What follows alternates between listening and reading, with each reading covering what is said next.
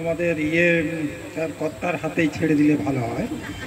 সে একটুকু বৈশাখী সম্বন্ধে বলুক। যদিও জ্যৈষ্ঠ মাস, কিন্তু বৈশাখী সবসময়তেই আমাদের কবি মাস।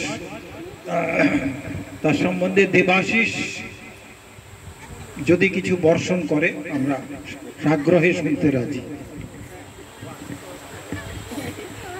এক বৈশাখে দেখা হলো দুজনায়, জ্যৈষ্ঠীতে হলো পরিচয়। সেই পরিচয়টা হচ্ছে কবিতা পাঠ করার পরিচয়। এই পরিচয়টা কিন্তু প্রথম, এটা কিন্তু আমরা কোনোদিন এর আগে পাইনি, এবং এর জন্য পুরো কৃতিত্ব দেব আমি হসলাকে।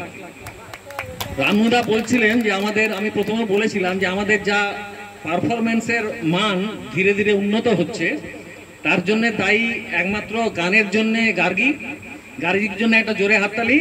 এত ভালো শিক্ষিকা আমরা পাবো না, আমরা বুড়ো হয়ে গেছি, এবং গার্গি আমাদেরকে একদম হাতে ধরে সুন্দরভাবে শিখিয়ে দিচ্ছে, এবং আমরা যথেষ্ট অনেকের পারফরমেন্স যথেষ্ট ভালো। কবিতাও তাই, মুক্তা ম্যাডাম শেখাচ্ছেন, এবং তার সাথে সাথে আরো অনেকেই আছেন ভালো যারা আবৃত্তি করেন। তো সেই আজকে নতুন আরেকটি দিগন্ত উন্মোচিত হলো বৈশাখীর কবিতা। অনেক ধন্যবাদ।